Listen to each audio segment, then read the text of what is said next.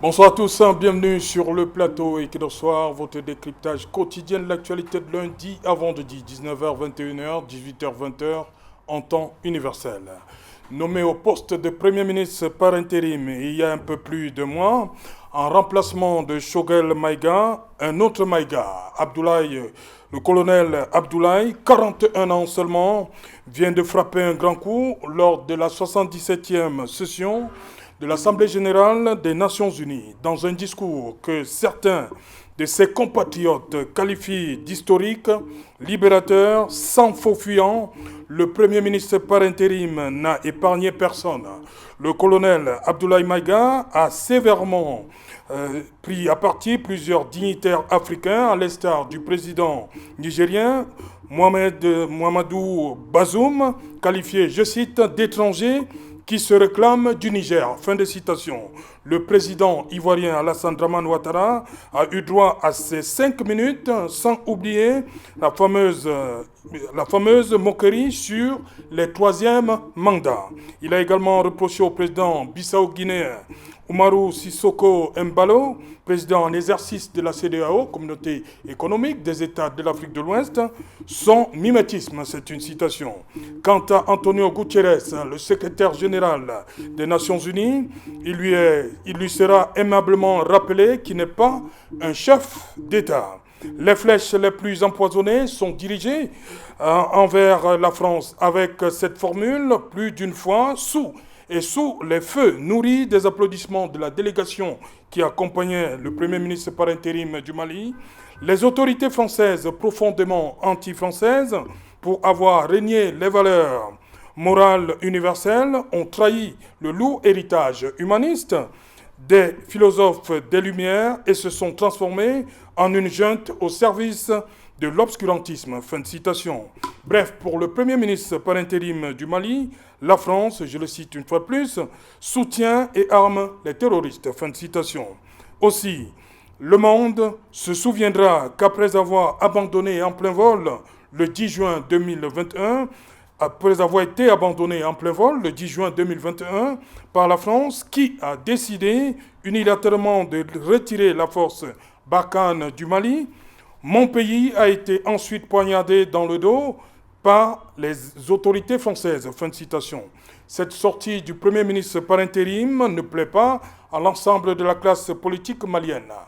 L'ancien Premier ministre Moussa Mara Yelema déplore le ton belliqueux employé vis-à-vis de certains partenaires du Mali, notamment ceux de la CEDEAO, et qui risquent malheureusement, d'après lui, détériorer les relations de bon voisinage avec ces pays.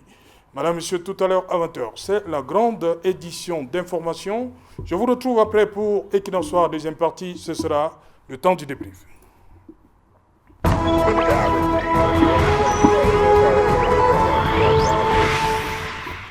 Assemblée générale des Nations Unies, le Mali règle ses comptes. Pour en parler, nous avons invité en plateau ce soir Serge-Henri Kelbet. Bonsoir, bienvenue à Yaoundé. Serge Alain, bonsoir.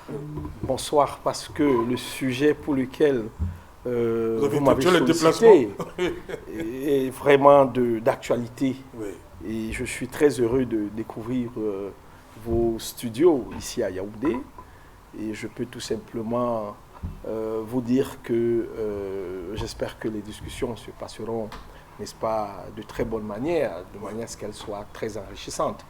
Mais je me ferai le plaisir, n'est-ce pas, d'indiquer la liberté de ton, n'est-ce pas, que je pourrai avoir ce soir. Oui.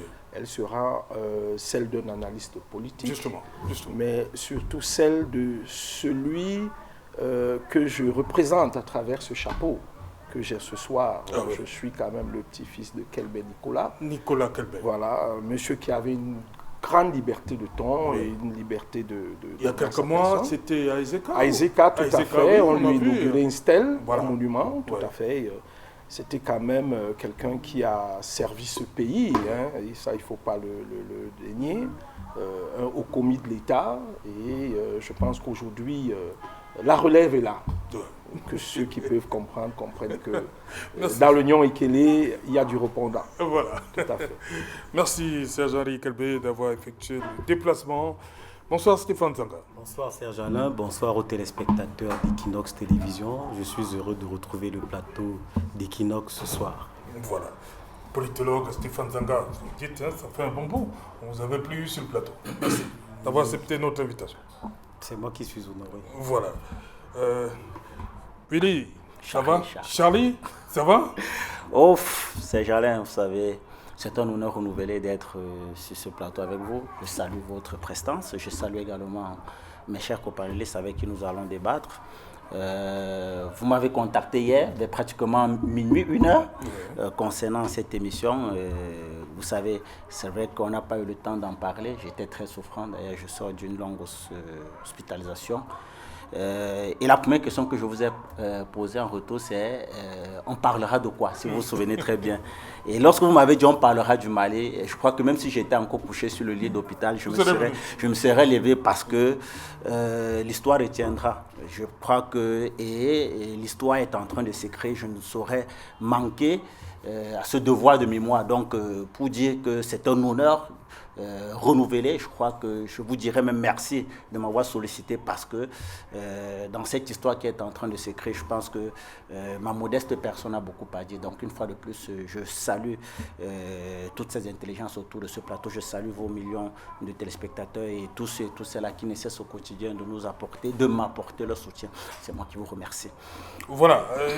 Serge Henri Kalbeh, le discours du Premier ministre par intérim Abdoulaye Maïga, on est en train de le mettre dans le registre de ces grandes allocutions qui ont marqué l'histoire des Assemblées générales des Nations Unies. On a le leader Maximo en 1960, le 26 septembre 1960, il a fait 269 minutes de discours. Fidel Castro, il y a, on ne va pas dire plus près de nous, en 2009, Muammar Kadhafi. Oui, Maïga en 34 minutes, pourquoi Maïga rentre dans ce cercle fermé de ces discours qui auront marqué les Assemblées générales des Nations Unies? Oui, Serge Alain, votre question a plusieurs volets et je vais essayer de répondre en essayant d'analyser, de comprendre ce que, le message que voulait passer le Premier ministre colonel Abdoulaye Maïga. En fait, Serge Alain, je suis passionné et intéressé, n'est-ce pas, d'échanger avec vous sur ce plateau parce qu'il me souvient qu'en 1998, j'étais encore étudiant, mais je terminais déjà mon premier cycle d'ingénieur. J'avais, en tant qu'essayiste, fait une tribune que j'avais envoyée à une très respectée grande sœur, une de vos consoeurs, Marie-Roger Billois, qui était, je crois, Afrique-Asie, tout à fait. Et j'avais fait un essai intitulé « L'Afrique a-t-elle encore besoin de leçons du monde, entre guillemets l'Occident? Est-ce que nous avons encore besoin de leçons ?» Je pense tout simplement qu'au travers du discours, n'est-ce pas, à la tribune, à la 77e session de l'Assemblée générale des Nations Unies du Premier ministre par intérim Abdoulaye Maïga, traduit tout simplement le fait que l'Afrique aujourd'hui, certains leaders ou les nouveaux leaders africains, n'est-ce pas, comprennent aujourd'hui qu'il y a d'autres enjeux qui sont en train de se jouer actuellement dans le monde. Au-delà de les aspirations que les populations africaines, je ne dirais pas des politiques, mais que les populations africaines ont de la France, ou bien des pouvoirs français. Vous vous souvenez, n'est-ce pas, les convois de l'armée française, que ce soit au Niger ou au Burkina Faso, qui ont été caillassés. Ce n'est pas les gouvernements, c'est la population. Donc le discours de M. Abdoulaye Maïga reflète tout simplement le ressenti que le peuple malien a d'un certain comportement, d'une certaine décision, de certaines décisions prises par les autorités françaises. Il faut dire que cela ne date pas d'aujourd'hui. Déjà, il faut voir, lorsque le président Sarkozy a fait son discours à Dakar, une certaine classe, n'est-ce pas, de l'élite africaine a commencé à mousser. Lorsqu'il a dit que l'Afrique noire n'était pas assez entrée dans l'histoire. L'homme noir. L'homme noir. Mais le Premier ministre Maïga répond, parce que dans son discours, il parle de la charte écrite en 1200 à Tombouctou, c'est quand même l'empire de Gao, l'empire mandingue. Il rappelle devant les yeux du monde que l'Afrique noire dont vous parlez aujourd'hui, mais elle est le berceau de la civilisation. Qui peut apprendre quoi aujourd'hui à l'Égypte? Personne. Pour aller loin dans ce discours, lorsqu'il dit que il a répondu au président Ouattara avec des preuves formelles en disant que ces soldats qui sont captifs aujourd'hui, je mets captifs entre guillemets, parce que normalement ils doivent être aux arrêts, une enquête claire doit être ouverte. Il a carrément demandé au secrétaire général des Nations Unies de mener une enquête et que les preuves soient apportées. Ils sont prêts. Parce que quand des soldats arrivent, vous avez des peintres, vous avez des maçons. Il se dit, mais non. Ce qui ne peut pas se passer au Portugal, c'est tout à fait normal que les autorités manières disent que ça ne se peut pas. Et il a répondu, comme vous l'avez dit tout à l'heure, au président Ouattara en lui parlant du 3e mandat. Oui. Les militaires sont en train de travailler. Et dans une tribune de votre télé, 237 par ici le débat, que j'ai fait avec un de vos confrères du Val-Fangua, quand le coup d'État venait de Séville, je dis, mais non, laissez ces enfants travailler. Vous avez parlé de 41 ans. C'est l'âge du président Macron. C'est le président Macron qui a changé la donne en invitant pour les présidents africains à Paris. Il a plutôt fait une conférence à Montpellier où il demande à la jeunesse, à la société civile africaine de s'émanciper. On l'a encore vu, hein, lorsqu'il était ici, il les a rencontrés au Club Noir. Tout à fait. Mais il pense que cette société civile-là, où ces jeunes Africains, il va trouver des vers de terre, il va trouver des buffles et des tigresses. Ce n'est pas des enfants. Aujourd'hui, l'Afrique est en train de s'émanciper. Un discours comme celui-là, qu'on venait de dire, c'est Serge Daniel, le correspondant d'une de vos chaînes consoeurs, qui disait que de mémoire, après Hugo Chavez et Castro, on n'a pas vu un tel discours en 34 minutes. Il a remis les choses sur la table et à plat. Pourquoi est-ce qu'il l'a fait? Ça n'a que traîné. Puisque un an avant, son prédécesseur, Choguel Maïga, était à la même tribune et parlait des décisions unilatérales que la France avait prises pour retirer Barkhane.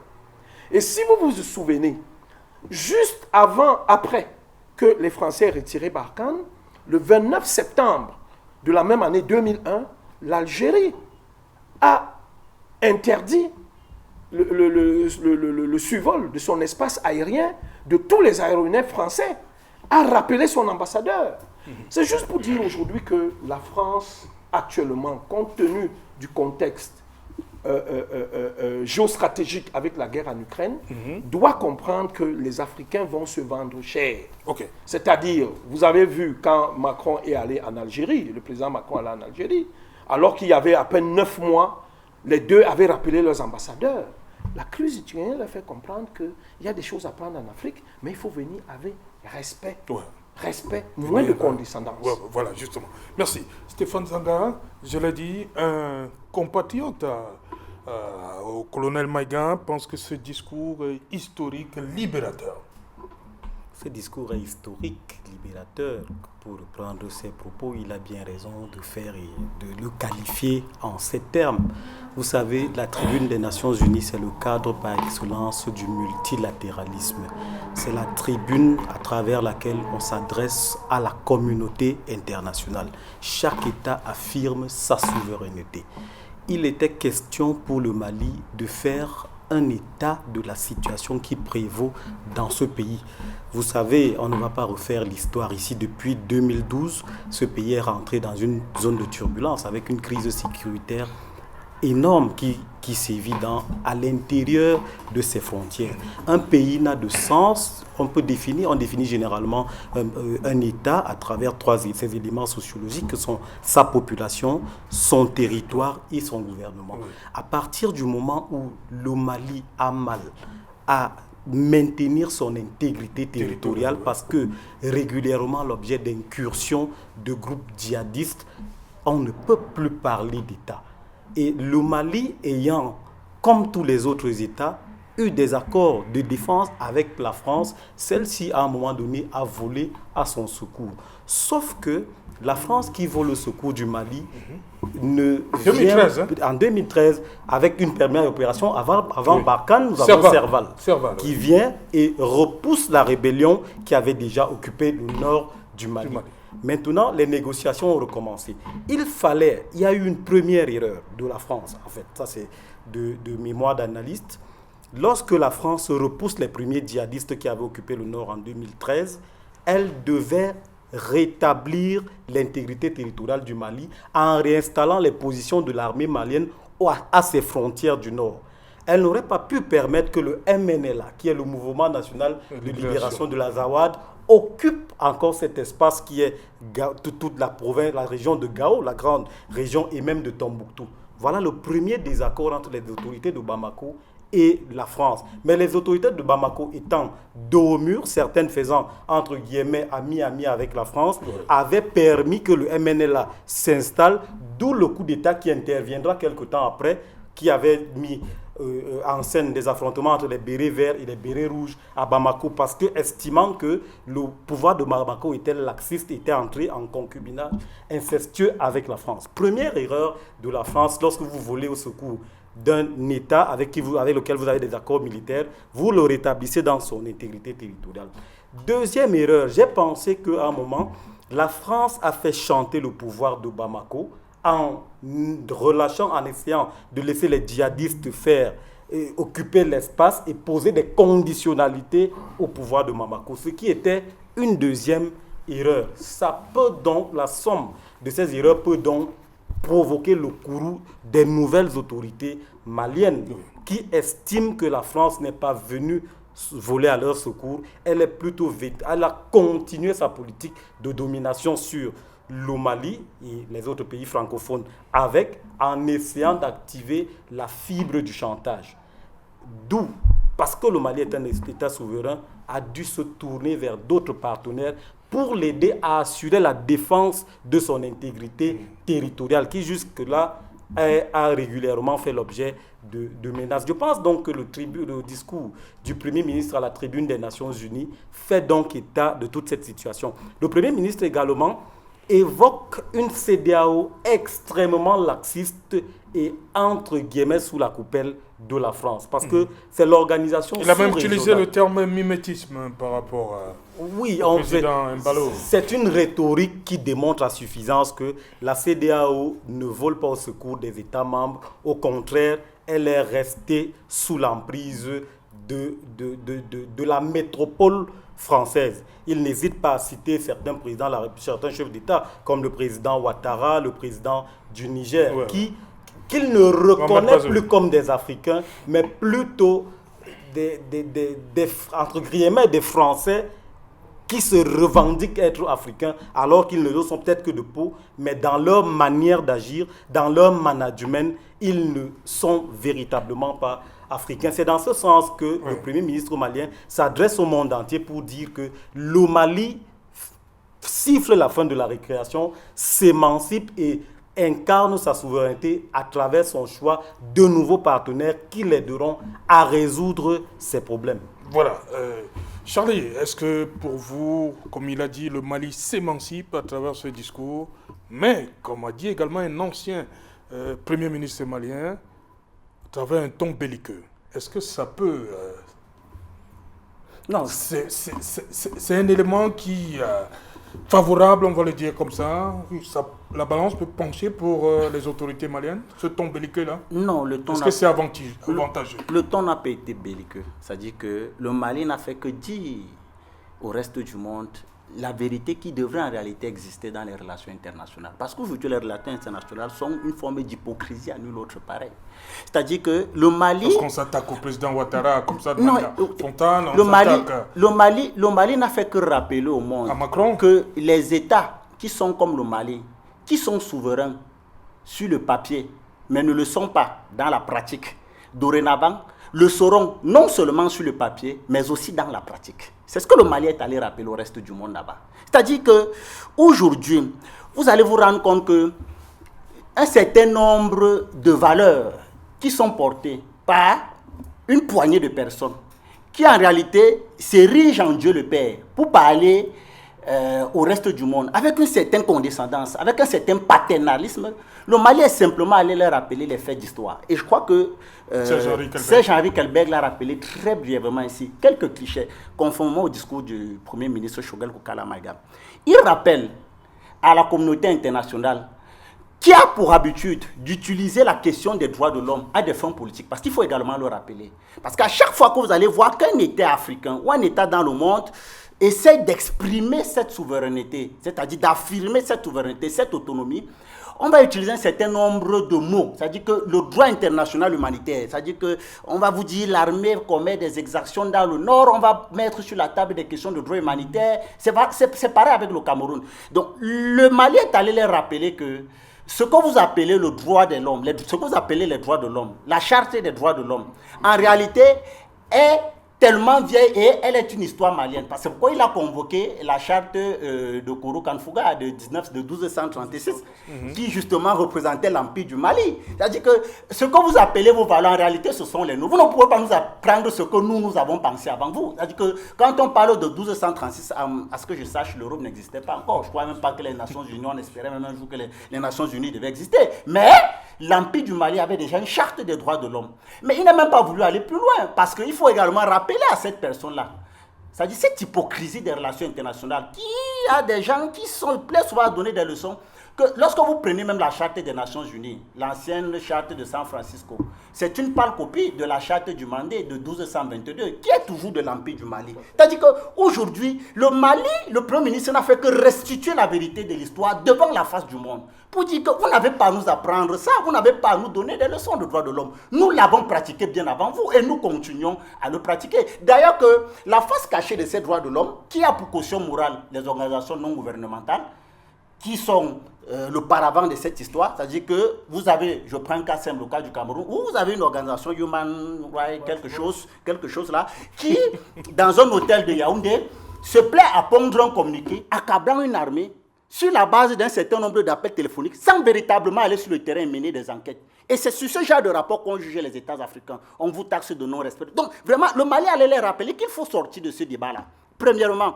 Deuxièmement, le Mali allait convoquer les sacrifices des peuples africains. Parce que c'est toute une chose. Quand vous lisez, parce qu'après ce discours, je me suis amusé à aller voir France 24 pour voir le commentaire.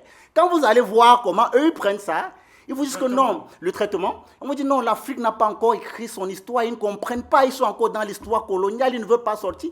Le Premier ministre leur a rappelé, si vous voyez même, si vous analysez les discours du président français, à chaque fois quand il veut parler du Mali, il convoque les 50 soldats français qui sont tombés au Mali.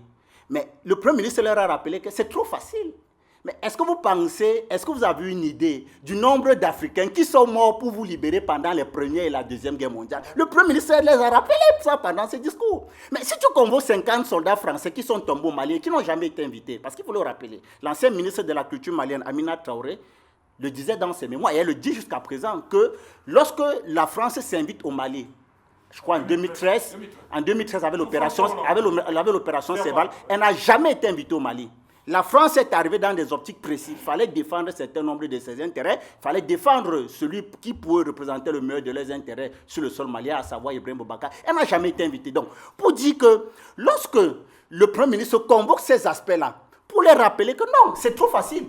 Nos frères qui sont allés mourir là-bas pour vous, et l'histoire retiendra, parce que je convoque ici la conscience africaine pour ceux qui ne savent pas. Je les demande d'aller lire le massacre de Tcharoy du 1er décembre 1944, où nos tirailleurs, ce qu'ils ont appelé les tirailleurs africains, qui en réalité étaient nos ancêtres, après avoir combattu et libéré la France, ils ont été mis dans les métros, parce que les métros sont des souterrains. On leur a mis là pour les empêcher de défiler sur Paris. On a fait entrer les forces britanniques et les forces américaines pour les démontrer que ce sont des Blancs qui ont libéré la France, alors que c'était nos ancêtres avec l'Alsace-Lorraine et tout. Mais ce qui est marrant, c'est que... Vous allez trop loin, pas ancêtres. Bon, ce sont nos grands-parents, nos arrière-grands-parents, si vous voulez.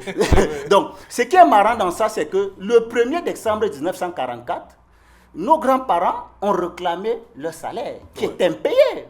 par la France. Et vous savez ce qu'on a fait? On les a rassemblés, on a tiré sur eux. tiré. Ils ont été fusillés, vivants. C'est-à-dire l'histoire retiendra. Je crois que le Premier ministre allait dire, vraiment, c'est trop facile. C'est trop facile de convoquer des éléments fallacieux sans véritablement voir le problème dans le fond. Aujourd'hui, ce qui est en train de se faire, c'est que le Premier ministre est allé porter la voix du monde libre à l'Assemblée générale des Nations Unies. Voilà pourquoi, dans la forme même de son discours, combien de présidents à l'Assemblée nationale, dans la fin de leur discours, ont convoqué que Dieu bénisse l'humanité. Je crois qu'il a dit dans son discours. Il a dit que Dieu bénisse l'humanité. Vous allez voir, c'est toujours que Dieu bénisse le Cameroun, Dieu bénisse les États-Unis, Dieu bénisse la France et on s'en va. Il a dit que Dieu bénisse l'humanité. Il les préserve de forces obscurantistes. C'est le Premier ministre. C'est profond ce discours. C'est tellement profond. Il s'adresse à ceux-là qui pensent que, sous le prisme d'un certain nombre de valeurs, ils peuvent imposer ça au reste du monde. C'est-à-dire qu'aujourd'hui, vous avez des États qui se plaisent à dire que la présence militaire russe en Ukraine est mauvaise, c'est dangereux, mais qui en même temps justifie la présence des bases françaises sur le sol africain. C'est-à-dire qu'on vous démontre par A sur B que la présence militaire russe en Ukraine est une violation du principe de la souveraineté des États, mais en même temps on justifie la présence des bases militaires françaises sur le sol africain. Mais monsieur Serge Alaoto, je vais vous dire quelque chose. Lorsqu'on parle même du principe de souveraineté, rappelons qu'il faut dire à ceux qui nous savent, qui nous comprennent, qui nous suivent que aujourd'hui, la souveraineté qu'on accorde à l'Ukraine, c'est-à-dire que la liberté que peut avoir l'Ukraine à diversifier ses partenariats. Parce que le défi aujourd'hui, lorsqu'on convoque la souveraineté, je parle de l'Ukraine, okay. Parce qu'aujourd'hui, lorsqu'on parle de l'Ukraine en parlant de souveraineté, on veut faire savoir au reste du monde que l'Ukraine est libre de peut-être entrer dans l'OTAN ou alors dans l'Union européenne. C'est le principe qu'on convoque de souveraineté qu'on convoque dans le cas ukrainien. Mais si on veut le dire ou si on veut nous faire comprendre qu'en réalité c'est ce qui prévaut, mais ce même principe de souveraineté dans le cas malien, pourquoi est-ce qu'on ne peut pas donner la latitude à l'État malien de choisir ses partenaires stratégiques? Puisque le Mali dit aujourd'hui qu'elle veut fonctionner avec la Russie, qui assure le mieux ses intérêts. Vous avez des États qui disent que tant que la Russie est là, nous, on n'y vient pas. Je ne sais pas si vous comprenez ça. Ça dit que cette relation a deux poids, deux mesures. Ça dit qu'ailleurs, c'est souverain, oui, mais ici, chez nous, non, on ne regarde pas cette souveraineté. Et le Premier ministre va encore plus loin parce que quand il parle de la junte française... On y arrive. Permettez qu'on accueille Dr Fabrice Noah. Bonsoir, bienvenue. Bonjour. Bonsoir Serge Alain. Désolé d'avoir fait l'impolitesse justement d'arriver avec quelques minutes de retard. Voilà, Dr Fabrice Noah, vous êtes enseignant-chercheur à l'université de Maroua. Voilà, le colonel Abdoulaye Maïga, 34 minutes de discours qui font parler de plus en plus. Absolument, ça a été un discours qui sort un peu des sentiers battus de la diplomatie, parce qu'on sait effectivement que quand il s'agit de diplomatie, c'est la discrétion, c'est surtout la tempérance. Vous savez, il y a des choses qu'on peut dire, mais il y a des manières de le dire. Et donc, effectivement, c'est un peu ce qui marque dans le discours. Mais il faut rappeler qu'il s'agit quand même d'un discours qui vient un peu en résonance à un autre qui a été fait, je crois, il y a de cela un an. Parce que je crois que voilà, effectivement. Et donc, les griefs qu'il avait posés à ce moment-là n'ayant pas été gérés comme il le fallait, voilà, je pense que le Premier ministre par intérim s'est senti l'obligation, effectivement, de revenir et de justement se servir de cette tribune-là qui, ma foi, est la plus importante. Donc je crois que du point de vue stratégique, c'était la meilleure des tribunes. Maintenant, on peut discuter de ce qu'il a dit dans le fond, mais je pense que si la junte avait un message à passer au monde entier, justement, il s'est trouvé au bon moment, au bon endroit. Ok, merci. Voilà, on en vient donc à cette expression, la junte. Il est allé un peu loin, le colonel Maïga, en taxant la France de junte. Une junte au service de l'obscurantisme. Serge Alain, vous savez, en diplomatie, on parle beaucoup de réciprocité. Ouais.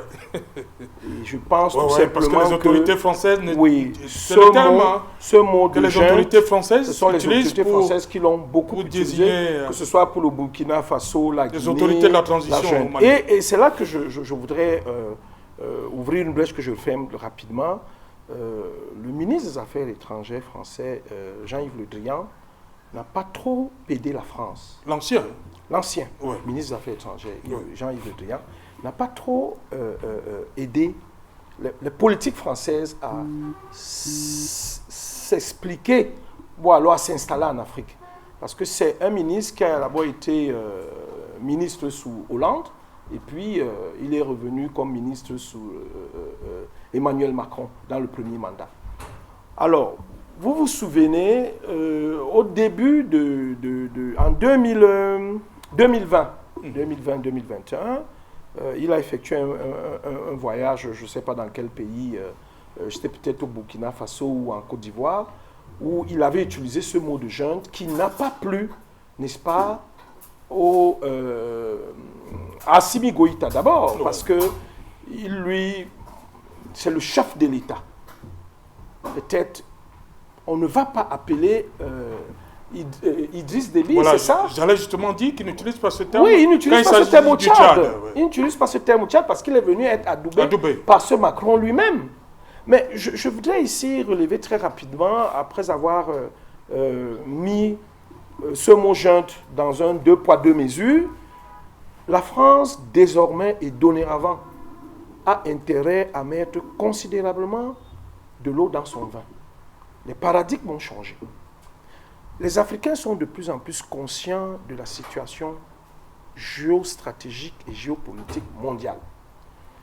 Je vous dis, si vous observez, j'ouvre une parenthèse, je la referme, la visite du président émirati au château de Versailles il y a encore quelques mois, lorsque l'Europe était au cœur de la guerre en Ukraine et commençait à vivre sa crise énergétique, c'est carrément la cour qui a été faite au roi d'émir du Qatar. Les Africains doivent être conscients que si nous avons... On l'a fait avec Kadhafi avant. Hein. Oui, sur Sarkozy et Berlusconi. On a vu ce qui est arrivé après. Mais bon, en fait, ce n'est pas trop... La crise en Ukraine remet l'Afrique au centre de beaucoup de choses. Nous avons raté le coche pendant la Covid. Nous sommes le continent qui a été le moins impacté par les décès. Nous avons une population jeune. Nous aurons absolument bénéficié de cette situation où l'Europe était confinée pour faire ressortir le leadership et le savoir-faire africain, en particulier noir. Je veux donc dire que face à la situation de crise mondiale que nous vivons avec la guerre en Ukraine, tous ces pays occidentaux sont en train de courtiser l'Algérie pour le gaz, l'Angola, je crois, pour le Cameroun, le bassin du Congo, carrément. Et face à cela, il faut installer un discours de gagnant-gagnant, un discours respectueux l'un de l'autre. Vous ne pouvez pas venir comme le président Macron a fait le discours au Burkina Faso à l'université à Ouagadougou, ou lorsque le président Roch-Marc Kaboré s'est déplacé pour une histoire, il a fait une petite blague en disant qu'il s'en va arranger la climatisation, quelque chose comme ça. Je pense que je comprends maintenant certains analystes français et politiques qui disent que le président Macron est très souvent un peu maladroit. Et je vous dis encore, il n'a pas été aidé par la politique ou bien Jean-Yves Le Drian, son ministre, qui a eu des instructions un peu très paternalistes avec certains pays africains. Et en fait, ça va même très loin, où on est en train de vouloir réveiller les forces de l'ECOMOG. Ouais. Vous vous rappelez, vous vous rendez compte que le président Boari, avec certains chefs d'État, à la suite de la réunion à huis clos qu'il y a eu entre le président Ouattara, Macky Sall, Bazoum à New York, et avec l'accord du Nigeria, on est en train de voir comment remettre les forces de l'ECOMOG pour aller déloger, entre guillemets, ces militaires qui ont pris le pouvoir. Mais c'est une affaire malienne, c'est une affaire guinéenne, ça concerne les Burkinabés. C'est par rapport à tout ça que la venue du général de Gaulle, qui était baptisée du général de Gaulle à Ouagadougou, aujourd'hui a été baptisée boulevard Thomas Sankara. C'est-à-dire, ce sentiment qu'on peut estimer être anti-français n'est pas en fait de francisme, si je peux utiliser l'expression, c'est tout simplement cette exaspération de ce discours très paternaliste qu'a un jeune comme Macron, mais qui de l'autre côté demande à la société civile africaine de s'émanciper et de travailler avec lui en contournant certains chefs d'État français. Moi, j'aurais bien voulu qu'avec la Côte d'Ivoire, qui disent non au troisième mandat, parce que le Premier ministre Maïga lui dit, chez nous, nous travaillons pour qu'il n'y ait plus de troisième mandat, parce que vous nous demandez d'avoir des institutions fortes. Nous aurons donc une institution forte où nous n'aurons pas de troisième mandat pour 2024, parce qu'il a donné son agenda qui ne cadre pas avec ce que la CEDEAO veut, parce que le président Embalo a dit qu'ils n'auront pas au-delà de 36 mois. On va bien voir ce qui va se passer, parce que ça sera plus que de l'ingérence, et on verra si la force de l'Écomore sera remise en place. Stéphane Zanga, la force Barkhane est partie, donc comment comprendre que les rapports soient aussi tendus alors qu'il n'y a plus, entre guillemets, plus rien entre la France et le Mali? Non, la France reste présente. La France a ses lieutenants qui sont les chefs d'État de la CEDEAO. Et la France continuera à faire pression sur le Mali, les autorités de la transition, à travers la CEDEAO. La France avait un ami qui était aussi de ce club de la CEDEAO, qui était Ibeka. Ibeka étant parti, la France n'a pas de contrôle sur les nouvelles autorités de la transition qui sont à Bamako. Donc elle continuera via l'organisation ouest-africaine à faire pression sur le Mali en mettant à contribution ses lieutenants que sont le président du Niger, le président Ouattara et ses autres homologues. La France est totalement responsable de ce qui se passe au Mali. J'aime toujours à convoquer l'histoire. La chute du colonel Muammar Kadhafi a été orchestrée par la France. Le fait d'avoir fait tomber le colonel... C'est pourquoi j'évoquais, on se rappelle, quelques mois avant, il avait été reçu. En grande pompe à l'Élysée. En réalité, quel contraste, en réalité, quel paradoxe, je voulais dire. C'est ça les relations internationales en fait. En fait, c'est teinté de démagogie, c'est un jeu. À la limite, le colonel Muammar Kadhafi n'avait pas compris qu'en réalité, cette réception était un prélude à son exécution, à son éviction ou alors à sa chute qui était déjà préparée et planifiée depuis d'ailleurs la tribune des Nations Unies. Donc, la France continuera à persécuter le Mali. Je revenais encore sur les événements de la Libye. Lorsque la Libye, le colonel Muammar Kadhafi est tué, assassiné, nous savons tous que la Libye est une poudrière. Mais il avait beaucoup d'argent et s'était doté d'armes hyper sophistiquées. La France également avait largué des armes à des groupes qui l'ont aidé à combattre le pouvoir de Tripoli à Benghazi. Mais la France n'a jamais récupéré ces armes. Mais ces armes, justement, devaient servir à la déstabilisation de toute la bande sahélo-saharienne. Le Niger passera à la trappe. La Côte d'Ivoire, à tout moment, peut passer à la trappe. C'est pourquoi il faut rester l'ami fidèle de Paris. Mais Paris, c'est en fonction des intérêts. Quand vous marchez plus sur leur ligne, on crée un mouvement et puis on vous fait tomber. Donc la déstabilisation de toute la bande sahélo-saharienne, comme je le dis, a été planifiée depuis la chute du colonel Muammar Kadhafi. Et là encore, c'est le président Sarkozy qui était à la manœuvre. Et c'est pourquoi vous comprenez, j'aime toujours à le dire à certains de mes amis lorsque nous échangeons, la politique française de l'Afrique demeure la même. La politique étrangère de la France, la politique africaine de la France ne change pas. Le président Macron est sur la ligne du président Hollande, sur la ligne du président Sarkozy. Je ne vois pas de différence entre le discours de Dakar et celui de Ouaga. Les termes sont les mêmes, c'est peut-être pas la même rhétorique parce que la synonymie existe, mais la ligne demeure la même.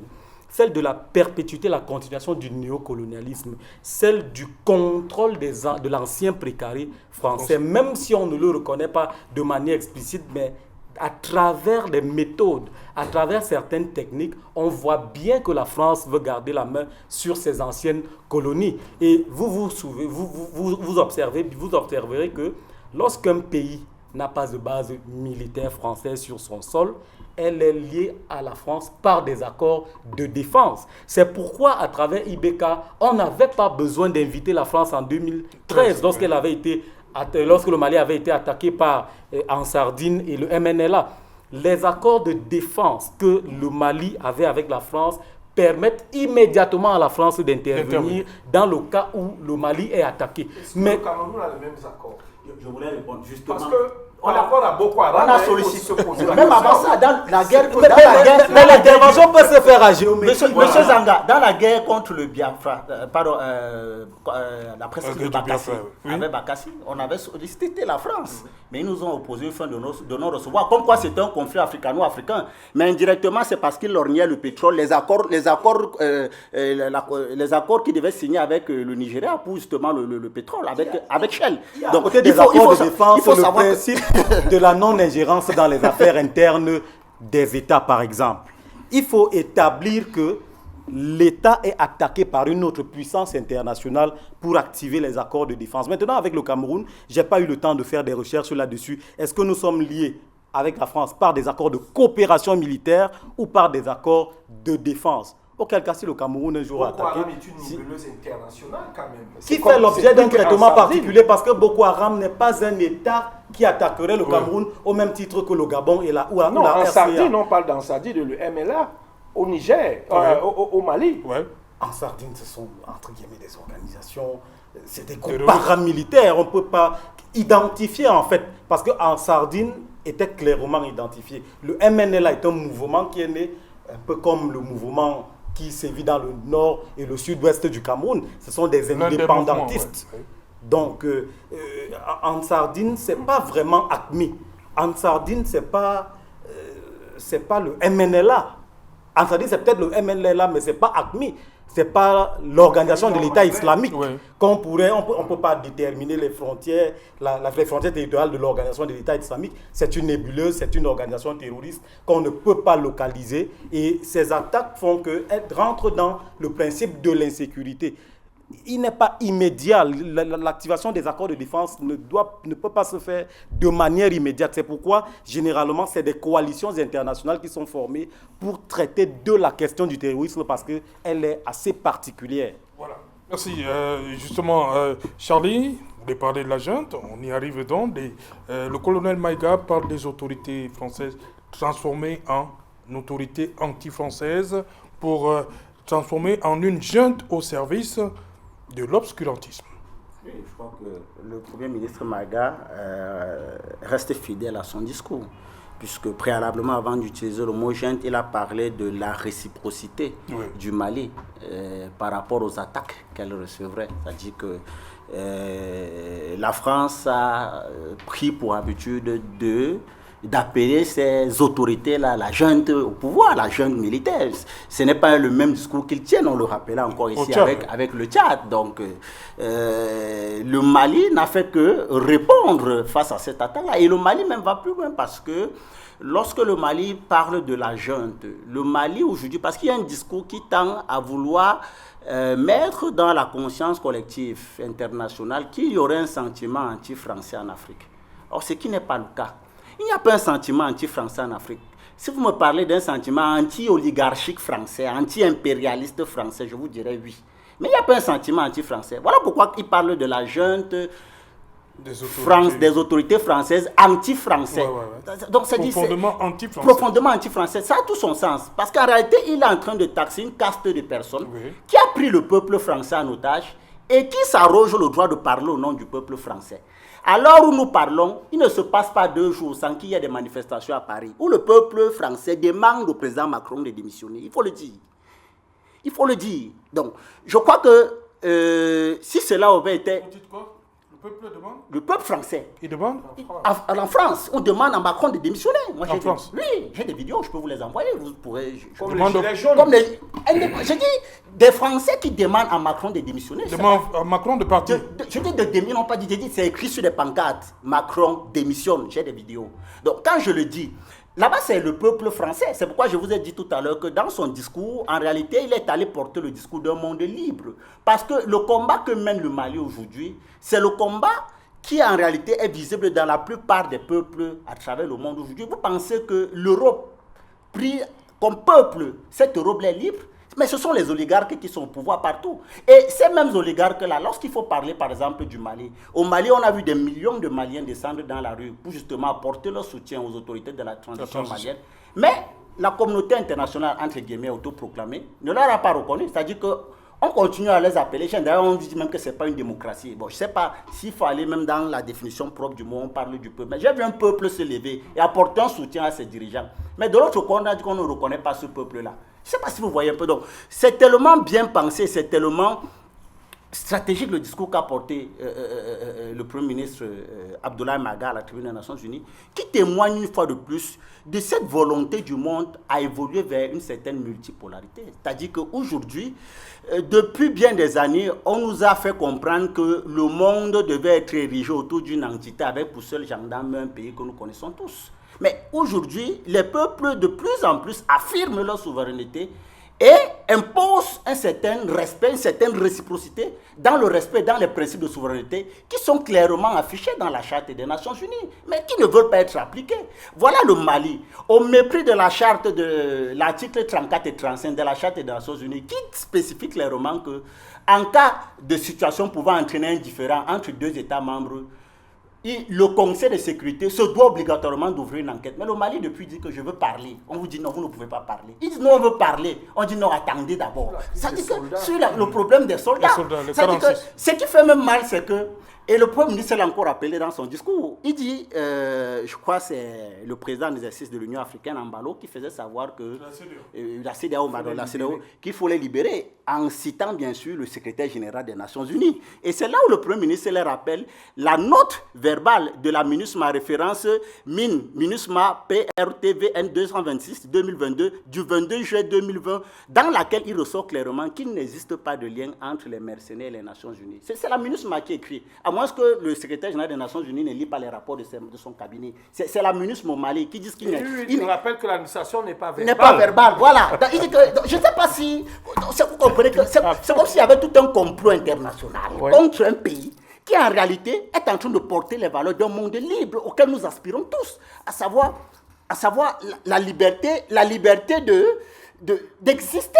Parce que les gens, permettez, je chute avec ça, les gens veulent que nous existions à travers leurs valeurs à eux. Et pour terminer dans ça, je vous envoie suivre le discours de Macky Sall, que j'aime pas trop, mais j'avoue quand même qu'il a fait un discours quand même assez pondéré dans sa sortie aux Nations Unies. Il rappelle également qu'il n'est pas venu parler de l'Afrique des problèmes, il est également venu parler de l'Afrique des solutions. Et quand il convoque l'Afrique des solutions, il demande à ceux qui ont érigé leurs valeurs locales en règle universelle, de comprendre que chaque pays a sa civilisation, a ses peuples, a ses cultures.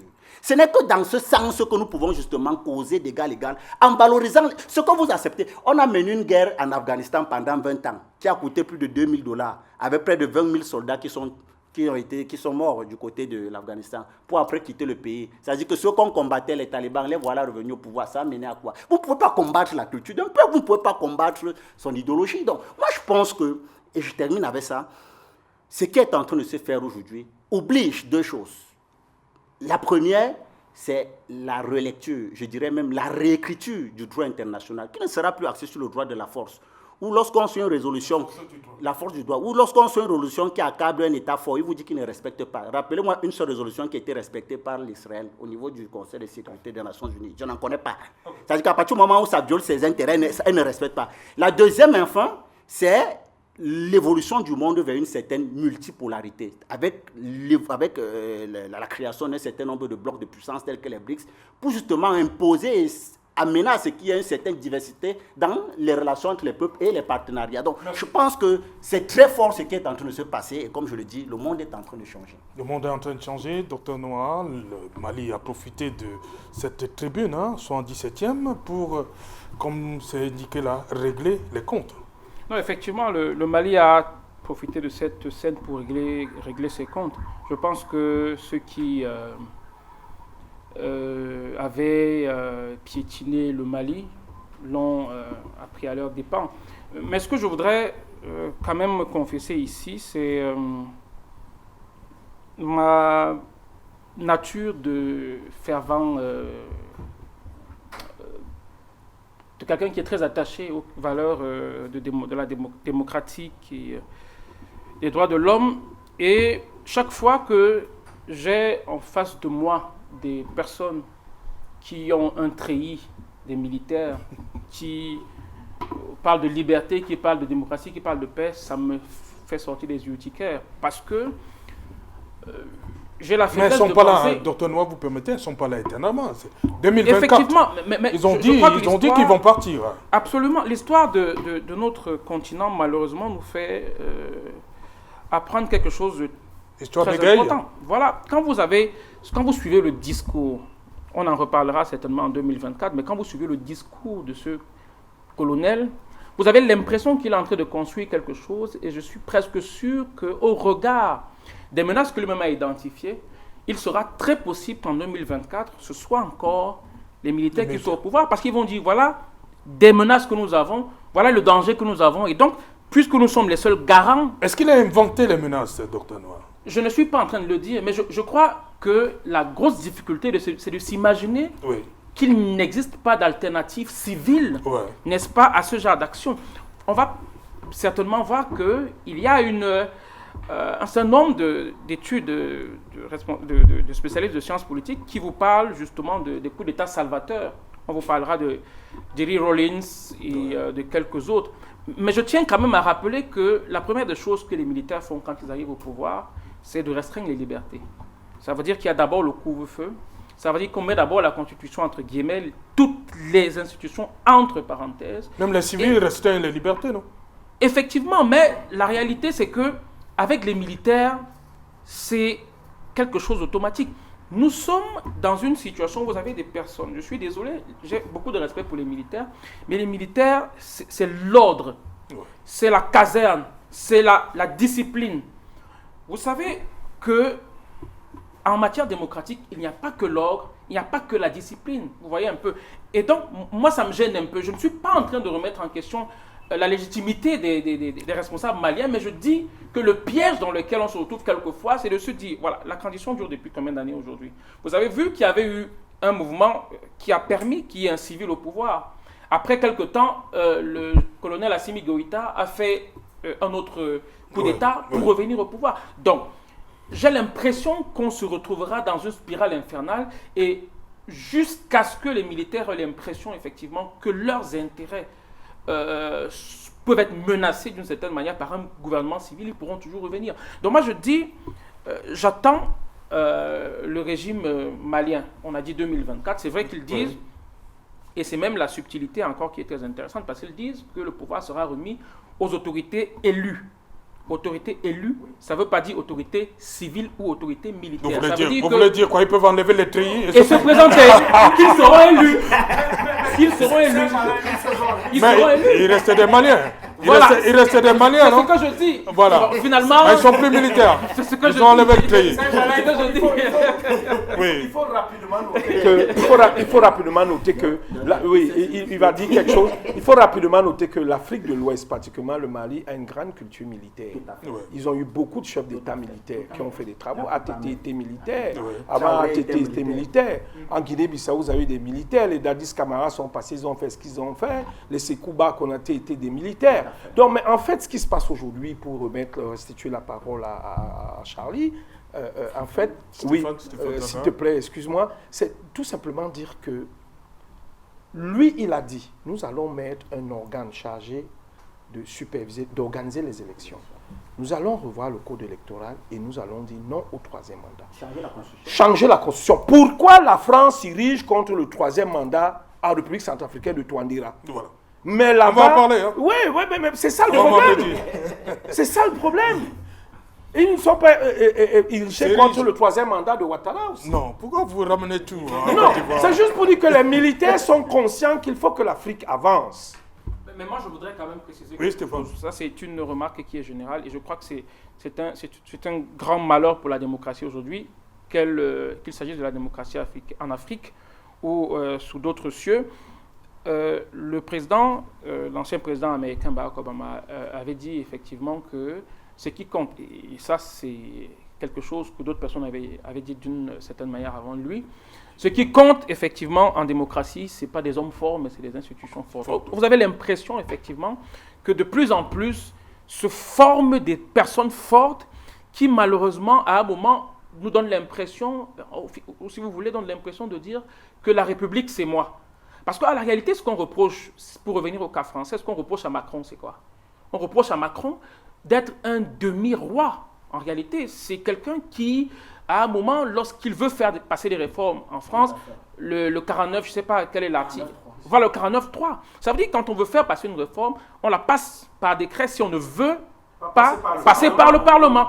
Et donc, ce sont ces personnes-là qui viennent et qui disent incarner des valeurs étatiques républicaines et finalement qui ont maille à partir avec les questions de liberté. C'est eux en fait qui font mal à la démocratie. Et je pense qu'il faut que les autorités maliennes, comme les autres autorités aujourd'hui, évitent ce piège-là. La démocratie restera, mais les dirigeants malheureusement ne resteront pas.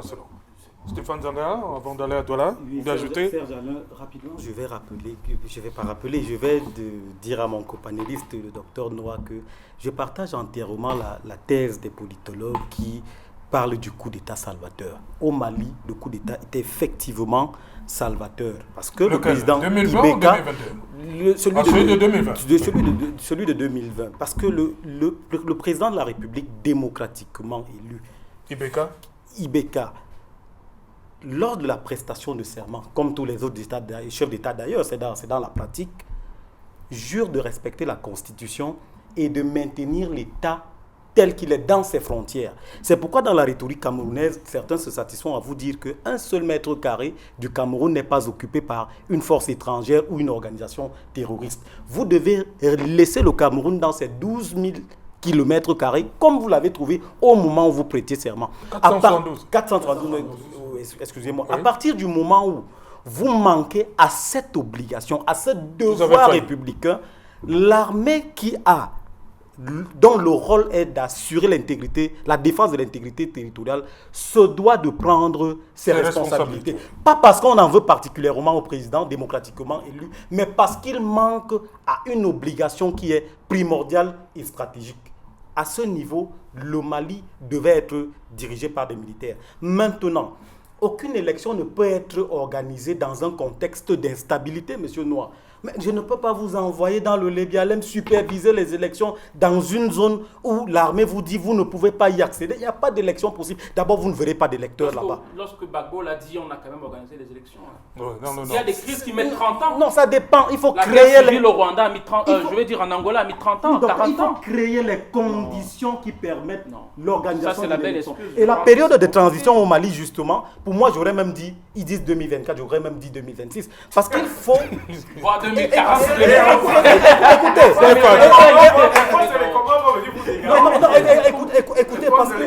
Écoutez, il faut rétablir le pays, il faut rétablir la stabilité sur l'ensemble du pays. Il faut revoir les institutions qui sont antidémocratiques, notamment sur la question du troisième mandat. Le président Sachaspili a été demandé de démissionner parce qu'il avait perdu du territoire lors de la guerre. Ces réformes, il faut avoir le courage de les faire. Et pour l'instant, ce sont les militaires qui sont capables de mener ces réformes. Rappelons qu'il y a une transition qui a fait 14 ans en France. Je crois que ça n'a dérangé personne. Voilà. Donc, c'est vrai qu'on n'encourage pas, mais bon, je pense que le plus important,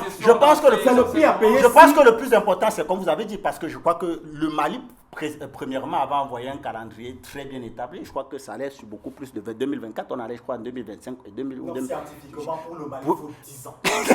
Donc, je finis. Donc, non, ce que M. Zangadi est pertinent, parce que dans le rapport que le Mali avait envoyé, le Mali disait ceci. Premièrement, il fallait restaurer l'intégrité du territoire national. Ensuite, il fait pas en 2 jours. Exactement. Ensuite, il fallait asseoir la vie sociopolitique du pays. Et maintenant, mettre sur pied des instruments, des organes. On va continuer avec cette période de transition qui semble discutable. Voilà, en deuxième partie, ce sera après le 20h depuis Douala. On revient donc à Yaoundé pour la suite. Madame, monsieur.